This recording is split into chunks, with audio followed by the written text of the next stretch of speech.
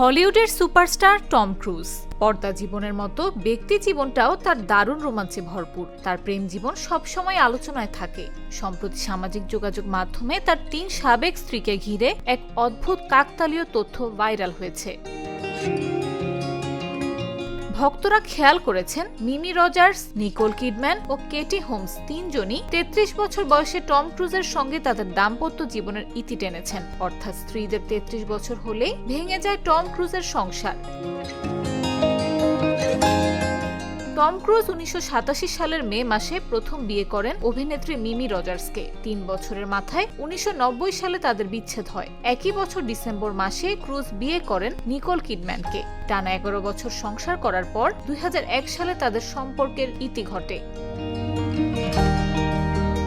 এরপর ২০০৬ সালে তিনি বিয়ে করেন অভিনেত্রী কেটি হোমসকে। তার সঙ্গে কন্যা সুরি জন্ম নেয়। তবে এই সম্পর্ক টেকেনি টমের। ৬ বছর পর ২০১২ সালে বিচ্ছেদ ঘটে তাদের।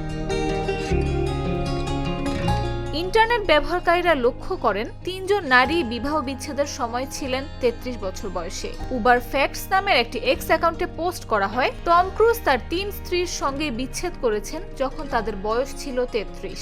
সিনেমার পর্দায় দুর্দান্ত সব ইম্পসিবল মিশনে সফল হলেও স্ত্রীদের ৩৩ বছর বয়সের ভয়টা কাটিয়ে উঠতে পারেনি টম ক্রুজ। এই পোস্ট ঘিরে শুরু হয় ব্যাপক আলোচনা এবং নানা রকম রহস্যময় তথ্যের জন্ম। আলোচনায় আরো রং চড়ায় এই তথ্যটি। ৩৩ সংখ্যাটি আসলে সায়েন্টোলজি ধর্মের, যার অনুসারী টম ক্রুজ নিজেই। সায়েন্টোলজির প্রতিষ্ঠাতা এল রন হব্বার্ড ৩৩কে বর্ণনা করেছেন মানুষকে আলোকিত করার এবং তাদের ভাগ্যের পথে পরিচালিত করার প্রতীক হিসেবে।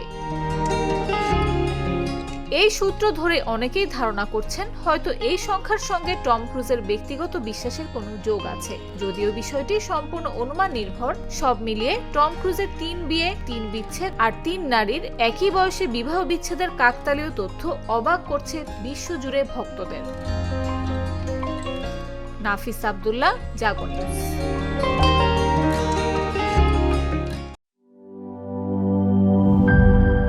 বান্ডেল থাকলে প্রতি সেনমানিতে টাকা বাঁচবে।